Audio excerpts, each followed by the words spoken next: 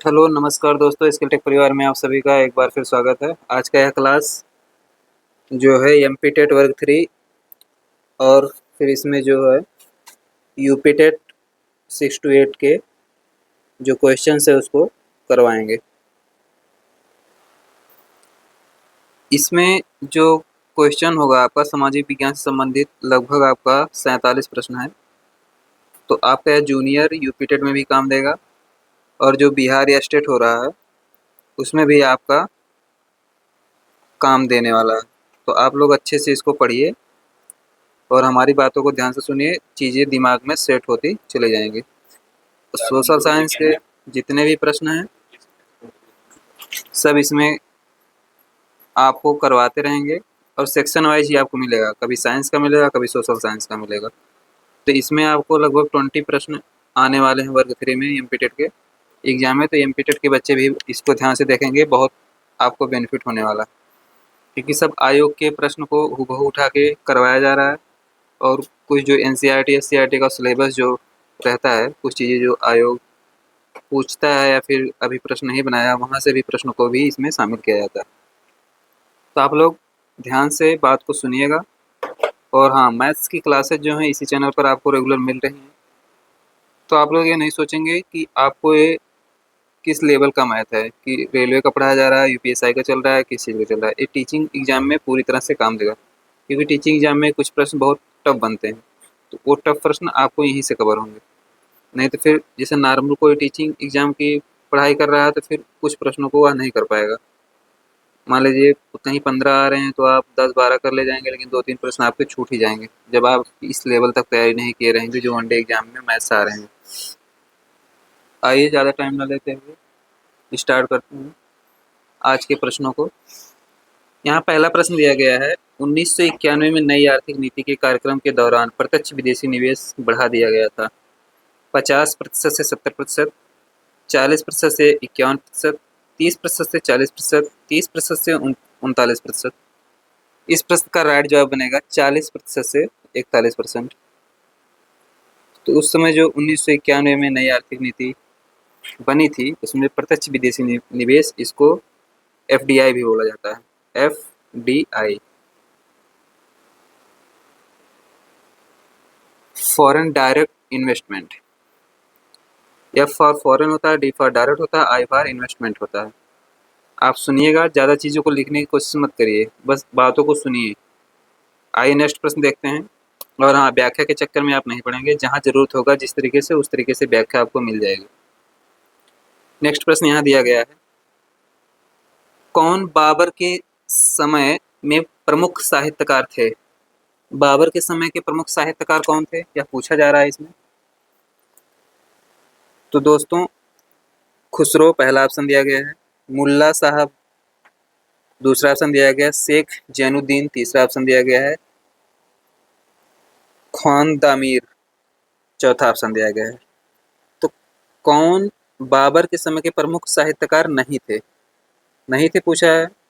तो खुसरो जो थे, अमीर खुसरो, ये बाबर के समय के प्रमुख साहित्यकार नहीं थे। इसमें मुल्ला साहब थे, शेख मुनुजुन जैनुद्दीन भी थे और खान दामीर भी थे। तो खुसरो यहाँ पर गलत दिया गया है, इसलिए ऑप्शन आपका पहला करेक्ट बनेगा। आइए नेक्स्ट क्वेश्चन देखते हैं।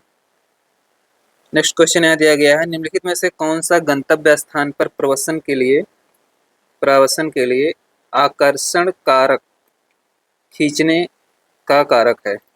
बेरोजगारी, शांति और स्थिरता, राजनीतिक हलचल, कमजोर जीवन स्तर।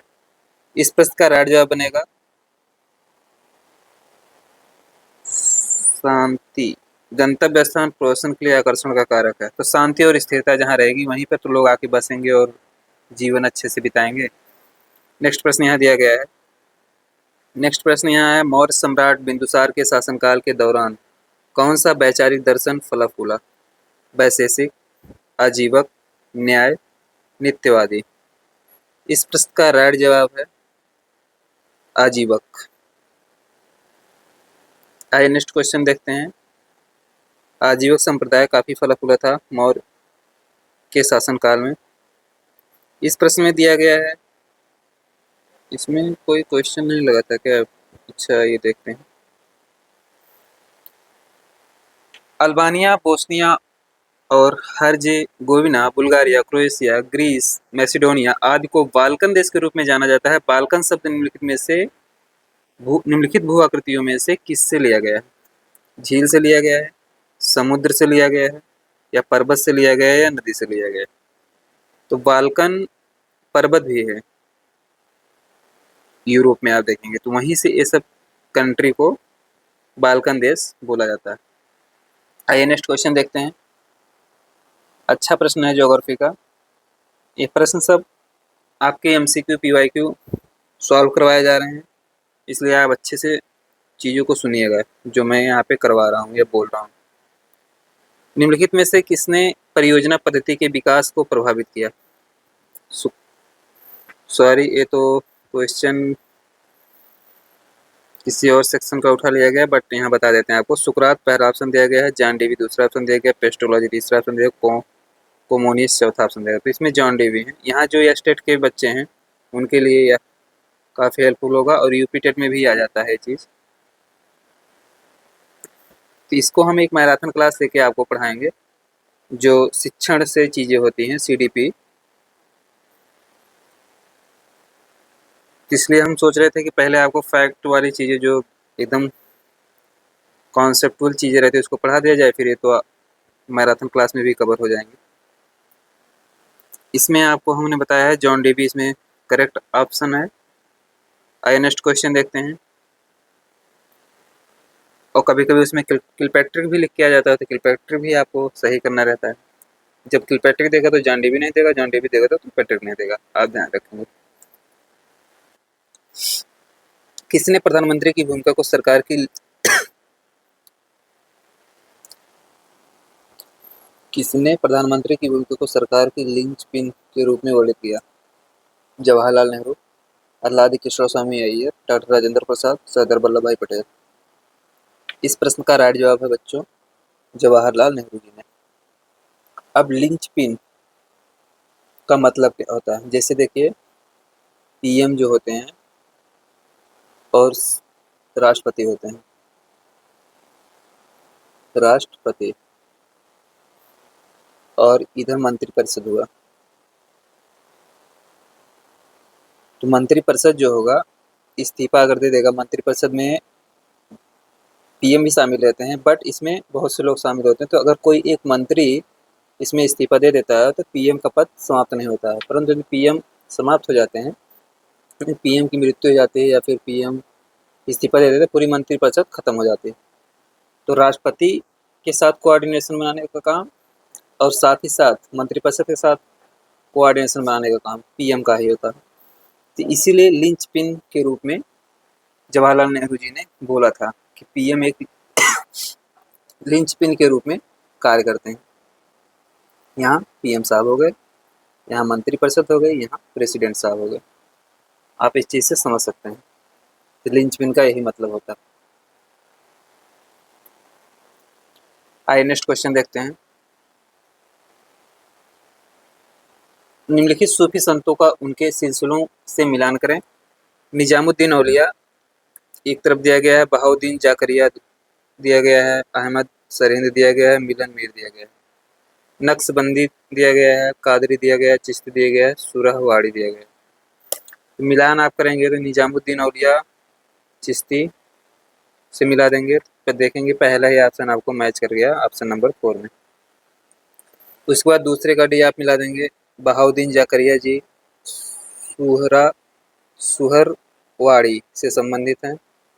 उसके बाद तीसरे का ए है, अहमद सरहिंद को नक्शबंदी से मैच करा देंगे। और चौथे का बी है, कादरी, तो मिलन मीर कादरी से संबंधित है सूफी संतों में। इधर सूफी संतों का नाम दिया गया, उनके सिलसिलों का नाम दिया गया। सिलसिला का मतलब होता है कि पहले चिश्ती सिलसिला चला, फिर कुछ सुरावाड़ी चला, फिर कादरी चला, फिर नक्शबंदी चला, तो ऐसे ऐसे करके चीज़ें चलती रही थी, उसी को सिलसिला बोला जाता है। संत में इंसान ही कोई उसको रेगुलेट करते हैं। इस प्रश्न में बोला गया है अवसादी चट्टानें कायांतरित चट्टानों में निम्नलिखित में से किस प्रक्रिया के कारण परिवर्तित हो जाती हैं। आशा करते हैं मैं जो चीज़ें बोल रहा हूँ आपको समझ में आ रहा होगा, जो चीज़ें यहाँ पे बता रहा हूँ करवा रहा हूँ वो चीज़ें आपके दिमाग में सेट हो रही होंगी। तो अवसादी चट्टानें कायांतरित चट्टानों में निम्नलिखित में से किस प्रक्रिया द्वारा परिवर्तित हो जाती हैं। क्या पूछा जा रहा है? पुनर्क्लिष्टीकरण, उत्थान, अपक्षय अपरदन, संलयन, भूगर्भिक ताप और दाब। इस प्रश्न का राइट जवाब भूगर्भिक ताप और दाब। आइए नेक्स्ट प्रश्न देखते हैं। नेक्स्ट प्रश्न में दिया गया है विजयनगर साम्राज्य के सोने के सिक्के को नहीं कहा जाता था। होन, वराह, गद्यान, निष्क। ये तीनों बोला जाता था विजयनगर में जो सोने के सिक्के थे, बट निष्क नाम नहीं था। ये कुषाण कालीन सिक्के प्रचलित थे निष्क। आइए नेक्स्ट प्रश्न देखते हैं। नेक्स्ट प्रश्न में दिया गया है केवल 2 एशियाई देश भूतापी संस्थापित क्षमता के 1 गीगावाट देश क्लब में हैं। वे देश कौन से हैं? मलेशिया और सिंगापुर, इंडोनेशिया और फिलीपींस, लाओस, कंबोडिया। तीसरा ऑप्शन दिया गया है भारत और चीन। चौथा ऑप्शन दिया गया है। इस प्रश्न का राइट जवाब बनेगा इंडोनेशिया और फिलीपींस। आइए नेक्स्ट क्वेश्चन देखते हैं। नेक्स्ट क्वेश्चन यहाँ दिया गया है ग्लोब इसका एक उत्कृष्ट उदाहरण है। प्रोजेक्टेड साधन का, ऑडियो विजुअल साधन का, ग्राफिक्स साधन का, 3D साधन का। तो ग्लोब एक उत्कृष्ट उदाहरण है। ग्लोब किसका उदाहरण है यहाँ पे? तो 3D साधन का है। ऑप्शन नंबर 4 यहाँ करेक्ट होगा। आइए नेक्स्ट क्वेश्चन देखते हैं। नेक्स्ट क्वेश्चन में दिया गया है भारत में राष्ट्रीय खाद्य सुरक्षा विधेयक कब पारित प्रस्तुत किया गया था? 22 दिसंबर 2011 को, 12 दिसंबर 2012 को, 22 दिसंबर 2014 को, 22 दिसंबर 2013 को। तो भारत में राष्ट्रीय खाद्य सुरक्षा विधेयक कब प्रस्तुत किया गया था? प्रस्तुत करने का पूछ रहा है। तो 22 दिसंबर 2013 को 2011 को प्रस्तुत किया गया था। अगर लागू करने का समय पूछेगा तो 2013 आपका लागू करने का टाइम होगा। आइए नेक्स्ट क्वेश्चन देखते हैं। नेक्स्ट क्वेश्चन दिया गया है बीपीएल का विस्तृत रूप है base poverty line, base price line, below poverty line, below poverty level. तो बीपीएल का विस्तृत रूप बिलो पावर्टी लाइन। आइए नेक्स्ट क्वेश्चन देखते हैं। नेक्स्ट क्वेश्चन यहाँ दिया गया है वास्तव में समाजीकरण की नींव है क्योंकि यह किसी बच्चे का पहला संपर्क होता है। समाजीकरण की नींव है क्योंकि यह किसी बच्चे का पहला संपर्क होता है। पड़ोसी, परिवार, मित्र समूह, पर्यावरण। तो इसमें परिवार सही ऑप्शन है। प्राथमिक समाजीकरण में परिवार ही शामिल होता है। फिर द्वितीयक में पास पड़ोस आ जाते हैं, तो इसको बाद मित्र समूह, पर्यावरण आते हैं। यहाँ पर नेक्स्ट क्वेश्चन में दिया गया है एक जहाज भारत के पश्चिमी तट पर कांडला बंदरगाह से पूर्वी तट पर कोलकाता बंदरगाह के लिए अपनी यात्रा शुरू करता है। निम्नलिखित में से कौन से रास्ते में आने वाले भारत के प्रमुख बंदरगाहों का एक सही क्रम है? मुंबई, कोचीन, तूतीकोरिन, एन्नौर, पारादीप। मुंबई, मोरमुगांव, कोचीन, एन्नौर, चेन्नई। मुंबई, तूतीकोरिन, एन्नौर, चेन्नई, विशाखापट्टनम। चेन्नई, विशाखापट्टनम, हल्दिया, पारादीप। इस प्रश्न में जो ऑप्शंस राइट बनेंगे वो बनेंगे मुंबई, कोचीन, तूतीकोरिन, एन्नौर और पारादीप। तो आपका लोकेशन भी हम बता के दिखा देते हैं आपको इसमें कहाँ भारत के मैप में बनेंगे। मुंबई वाला आपका यहाँ बनेगा, कोचीन आपका यहाँ बनेगा, तूतीकोरिन तमिलनाडु में है, एन्नौर आपका पहले चेन्नई पड़ता है यहाँ पे, चेन्नई, उसके बाद आपका एन्नौर यहाँ पे कुछ किलोमीटर दूर बनाया गया है। फिर पारादीप आपका उड़ीसा में मिलेगा। इस 4 लोकेशन आपको दिखा दिए, 4 नहीं 5 लोकेशन, 1, 2, 3, 4 एंड 5। आइए नेक्स्ट क्वेश्चन देखते हैं। देखिए विशाखापट्टनम यहाँ दिया गया है, वैसे खल्लास हो गया। चेन्नई दिया गया है, ये भी खल्लास हो गया। पारादीप यहाँ दिया गया है, ये भी खल्लास हो गया। चेन्नई पहले होगा नहीं क्योंकि आपको यहाँ से बोल रहा है ना जहाज लेके आएंगे, ऐसे ही तो जाएंगे जहाज लेके अपना यहाँ तक। आइए नेक्स्ट क्वेश्चन देखते हैं। नेक्स्ट क्वेश्चन में दिया गया है, ऐसी स्थिति जहां किसी काम में लगाए गए श्रमिकों की संख्या वास्तव में आवश्यकता से अधिक होती है, या दूसरे शब्दों में जनसंख्या का एक हिस्सा जिसे पूरी क्षमता पर काम में नहीं लगाया जा गया है, उसे के रूप में जाना जाता है। अनैच्छिक बेरोजगारी, ऐच्छिक बेरोजगारी, संरचनात्मक बेरोजगारी, प्रच्छन्न बेरोजगारी। उससे जो है प्रच्छन्न बेरोजगारी बोला जाता है। जैसे खेती का इसमें बात कर रहा है, खेती बाड़ी में जैसे लोग काम करते हैं बट उत्पादन उतना ही होता है, उसी चीज को यहाँ पूछ रहा है। आइए नेक्स्ट क्वेश्चन देखते हैं। इकोनॉमिक्स का प्रश्न है, अच्छा प्रश्न है, बस थोड़ा घुमा के लिखा गया है उसमें, लेकिन आप अच्छे से पढ़ेंगे प्रश्न को तो सेंस उसका समझ में आएगा। सॉरी, खांसी अभी भी ठीक नहीं हुआ है मेरा। आइए इस नए प्रश्न को देखते हैं। निम्नलिखित में से कौन सा विश्व के मेना क्षेत्र का प्रमुख उद्योग है? अब मेना क्षेत्र के बारे में आपको पता होना चाहिए, ये कहाँ पे है। अगर नहीं पता है तो वहाँ क्या उत्पादन होता है, कैसे होता है, तो आप नहीं कर पाएंगे। पर्यटन और आतिथ्य, खान और खनिज, पेट्रोलियम, विनिर्माण। तो मेना क्षेत्र जो है वो दक्षिण अफ्रीका में स्थित है, साउथ अफ्रीका में स्थित है। साउथ अफ्रीका का मैप आप सभी को बना के यहाँ दिखा दे रहे हैं, कुछ इस तरीके से साउथ अफ्रीका का मैप बनता है, ठीक ना। दक्षिण अफ्रीका महाद्वीप में मेना क्षेत्र स्थित है। साउथ अफ्रीका देश तो यहाँ पर है। तो ये जो क्षेत्र है वहाँ पेट्रोलियम का सर्वाधिक उत्पादन होता है, लगभग 40% प्लस पेट्रोलियम का उत्पादन यहीं पर होता है। आइए नेक्स्ट क्वेश्चन देखते हैं। पृथ्वी दिवस कब मनाया जाता है? 22 मार्च, 5 जून, 16 सितंबर, 22 अप्रैल। तो पृथ्वी दिवस 22 अप्रैल को मनाया जाता है। 22 अप्रैल को पृथ्वी दिवस, 22 मार्च को विश्व जल दिवस मनाया जाता है, जल दिवस, 5 जून को पर्यावरण दिवस और 16 सितंबर को ओजोन। आइए नेक्स्ट क्वेश्चन देखते हैं। रिकॉल करने के लिए मैं लिख दे रहा हूँ, मैं व्याख्या करने के एकदम पक्ष में नहीं रहता, क्योंकि आपको एमसीक्यू ही सॉल्व करना रहता है वहाँ पे, कम से कम जानकारी में। और जितना ज़्यादा जानकारी करेंगे उतनी चीज़ें आपके दिमाग में सेट नहीं हो पाएंगी, क्योंकि दिमाग की भी एक कैपेसिटी होती है चीज़ों को व्यवस्थित तरीके से रखने के लिए। ऐसी समितियाँ हैं जो किसानों की अल्प अवधि के लिए ऋण सुविधा प्रदान करते हैं। कृषि ऋण आपूर्ति के लिए कार्यक्रम PACS, निजी कृषि साख समितियां PACS, प्राथमिक कृषि साख समितियां PACS, व्यक्तिगत कृषि ऋण प्रणाली PACS। ऐसी समितियां जो किसानों को अल्प अवधि के लिए ऋण सुविधा प्रदान करती हैं। ऋण सुविधा जो प्रदान करती हैं उसी को पूछ रहा है। तो इसमें जो है प्राथमिक कृषि साख समितियां, यही इस प्रश्न का राइट जवाब बनेगा, ऑप्शन नंबर 3। आइए नेक्स्ट क्वेश्चन देखते हैं। नेक्स्ट क्वेश्चन में दिया गया है, किसी व्यक्ति को उस सार्वजनिक कार्यालय में कार्य करने से रोकने के लिए जारी किया गया आदेश रिट है जिसका वह अधिकारी नहीं है। परमादेश, अधिकार परीक्षा, उत्प्रेषण, प्रतिषेध। इस प्रश्न का राइट जवाब बनेगा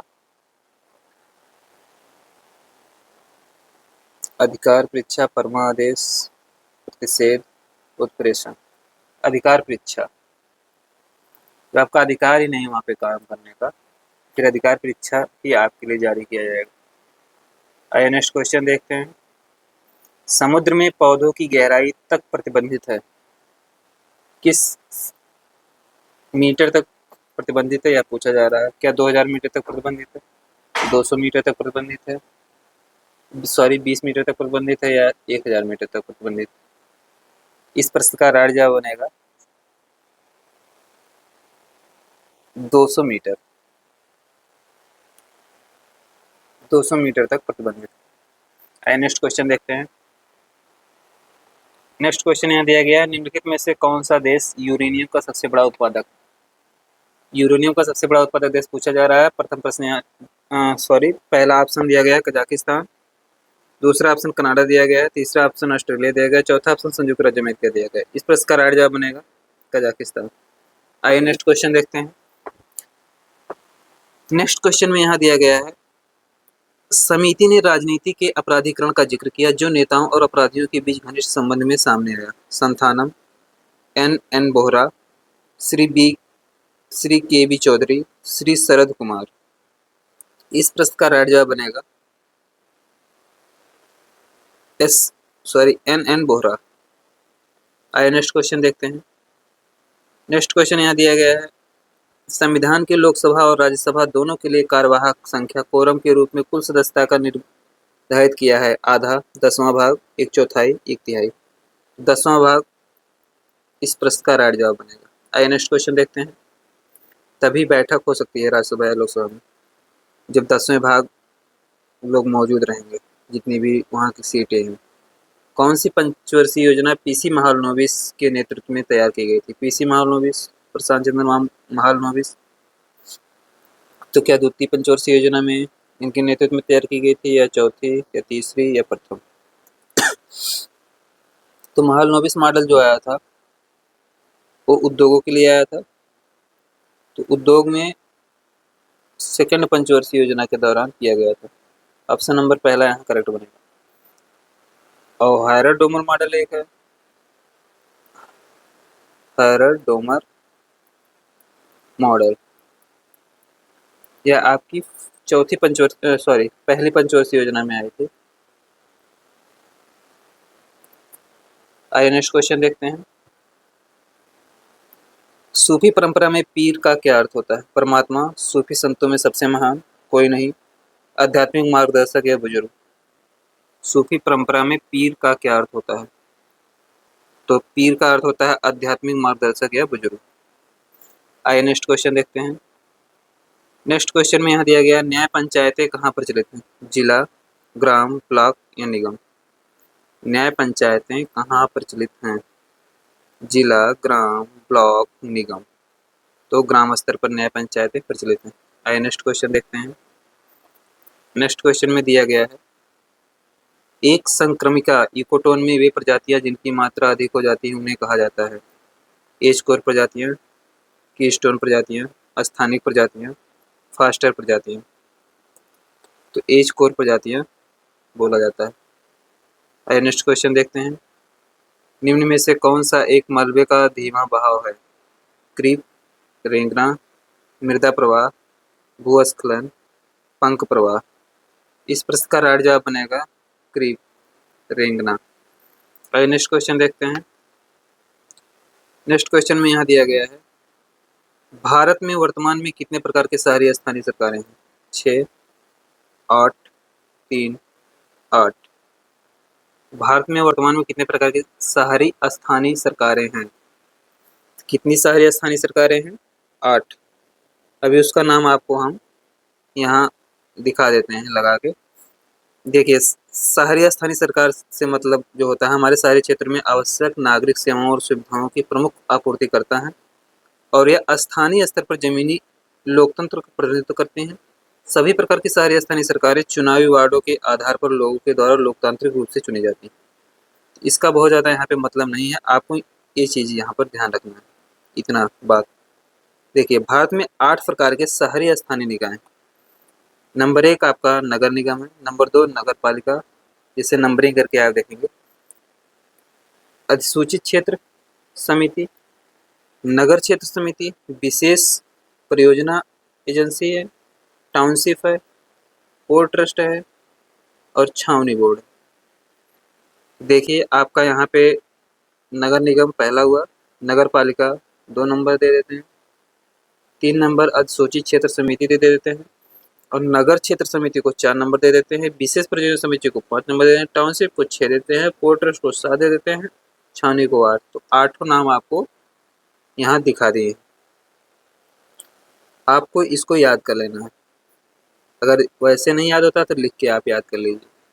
यहाँ मैं लिख के बता देता, बट आपका टाइम थोड़ा ज़्यादा लग जाएगा, इसलिए मैं इसको ऐसे ही दिखा दे रहा हूँ। बट आप लोग इसको लिख के ऐसे नंबरिंग करके 1 2 3 4 5 6 7 8 ऐसे करके लिख के अपना याद कर लेंगे, क्योंकि यहाँ ऐसे याद करने में थोड़ा वो लगता है कि ज़्यादा वर्ड याद करना है। ऐसे करेंगे थोड़ा लगेगा कम वर्ड याद करना। सब साइकोलॉजी है दिमाग का। आइए नेक्स्ट क्वेश्चन देखते हैं। नेक्स्ट क्वेश्चन में दिया गया है कि उपदेशों से भक्ति पंथ महाराष्ट्र में फैला था। तुकाराम, ज्ञानेश्वर, रामदास, चैतन्य। के उपदेशों से भक्ति पंथ महाराष्ट्र में फैला था, तो तुकाराम के उपदेश से भक्ति पंथ फैला था। आइए नेक्स्ट क्वेश्चन देखते हैं। नेक्स्ट क्वेश्चन में दिया गया है 2017 के स्टेट बैंक निरसन और संशोधन विधेयक के अनुसार एसबीआई के निम्नलिखित मौजूदा सहायक बैंकों में से कौन सा बंद हो जाएगा। ये बहुत पुराना प्रश्न है बट आपको याद रखना है। इसमें स्टेट बैंक ऑफ कर्नाटक दिया गया है, स्टेट बैंक ऑफ पंजाब दिया गया है, स्टेट बैंक ऑफ मेघालय दिया गया है, स्टेट बैंक ऑफ त्रावणकोर दिया गया है। इस प्रश्न का राज्य बनेगा state bank of Travancore. Next question देखते हैं। राजा राममोहन राय के बारे में क्या सत्य नहीं है। उन्हें सती प्रथा को खत्म करने के प्रयासों के लिए जाना जाता था। उन्होंने बनारस हिंदू विश्वविद्यालय की स्थापना की थी। उन्होंने ब्रह्म समाज की स्थापना की थी। वह एक वकील थे। तो इस प्रश्न में सत्य नहीं पूछ रहा है, तो आप लोग देखेंगे इसको प्रश्न को बहुत बार आप लोगों ने पढ़े होंगे, लेकिन बनारस हिंदू विश्वविद्यालय की स्थापना नहीं किए थे। सत्य नहीं में यही आपका राइट जवाब बनेगा इस क्वेश्चन का, और सब सही है। आप लोग मेरी एक बात और ध्यान रखिएगा कि आपको सिर्फ एक ही स्थान पे डिपेंड नहीं होना है। जैसे कि एक ही स्थान का मतलब कि जैसे कि एमसीक्यू पर ही डिपेंड नहीं होना, आपको थ्योरी भी पढ़ना है, खुद से पढ़ना है। अगर खुद से नहीं पढ़ पा रहे हैं किसी टीचर से पढ़िए, और क्वेश्चन भी आपको लगाना है, खुद से भी लगाना है। अगर खुद से नहीं पढ़ पा रहे हैं तो किसी टीचर से पढ़िए। क्वेश्चन एमसीक्यू फॉर्मेट में लगाना, नहीं कि उसका व्याख्या को कर रहे हैं। जितना क्वेश्चन आप लगाएंगे उतना परफेक्शन आएगा, और व्याख्या के चक्कर में मत भागिए जाना। और जब तक आपको प्रैक्टिस कहीं से ढूंढ ढूंढ के करते रहिए। वैसे आप खुद से करेंगे किसी बुक से या फिर ऐसे ही किसी साइट पे, जैसे कोई एप्लीकेशन पे, तो आपको थोड़ा खुद से फील आएगा कि आप पेपर सॉल्व कर रहे हैं। यूट्यूब पे जो मैं बताता हूँ ये तो आपके दिमाग में सेट करने के लिए है कि ठीक है आपको पढ़ने का मन नहीं कर रहा है तो इसको सुन लीजिए आप, या फिर आप कुछ वीडियोज़ को देख के चीज़ों को देख लीजिए कैसे एमसीक्यू सॉल्व किया जाता है। तो आप खुद से भी चीज़ों करिए और यहाँ पर भी चीज़ें आपको बताए जा रहे हैं उसको भी ध्यान में रखिए।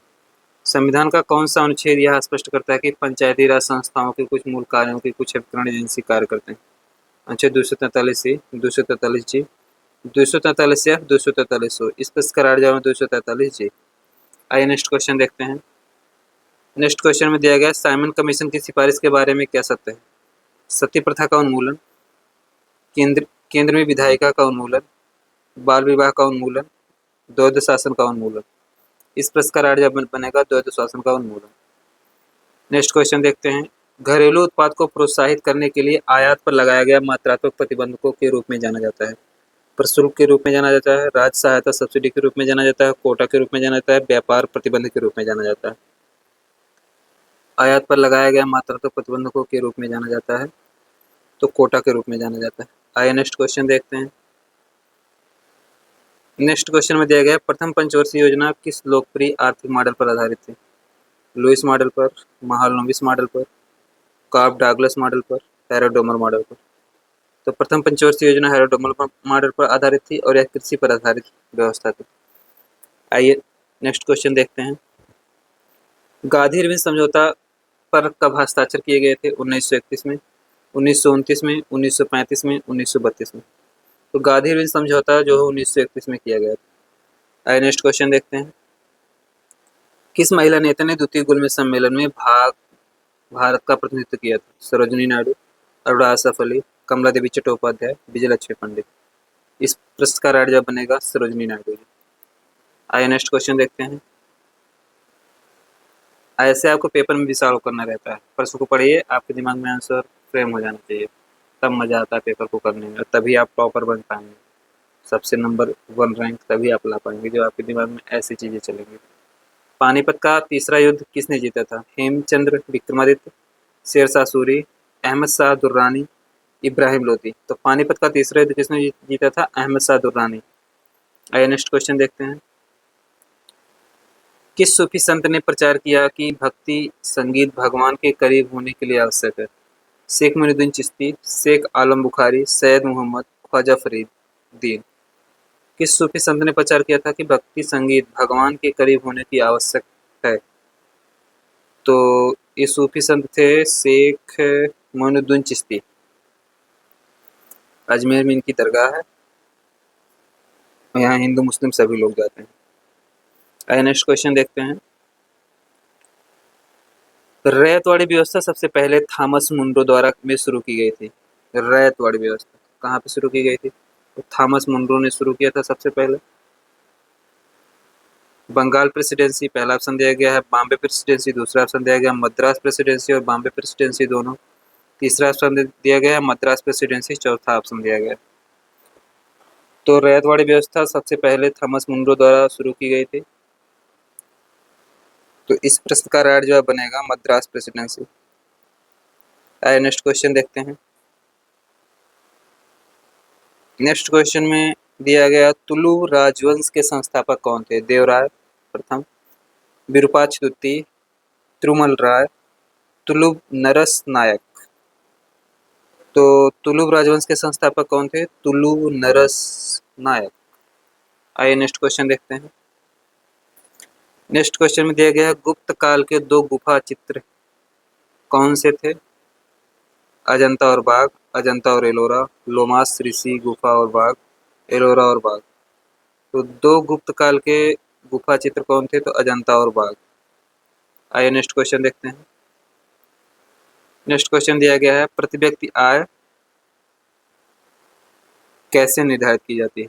आय रोजगार दर, राष्ट्रीय आय जनसंख्या, कर योग्य संपत्ति जनसंख्या, जनसंख्या राष्ट्रीय आय। तो प्रति व्यक्ति आय जो निर्धारित की जाती है वह निर्धारित की जाती है, प्रति व्यक्ति आय जो निर्धारित की जाती है राष्ट्रीय आय में जनसंख्या से भाग दे देंगे तो आपकी प्रति व्यक्ति आय आ जाती है। ऑप्शन नंबर 2 यहाँ करेक्ट है। तो दोस्तों आज के लिए बस इतना ही। और हाँ, जाते जाते आपको कुछ चीज़ें बताना है जो मैं हर वीडियो में बताता हूँ, इस वीडियो में भी आपको बताऊँगा। जो बच्चे नए हैं वो लोग विशेष तौर पर इसको सुनेंगे, पुराने बच्चे तो समझते हैं बातों को। आप सभी लोग चैनल से जुड़े रहिए, पहली बात।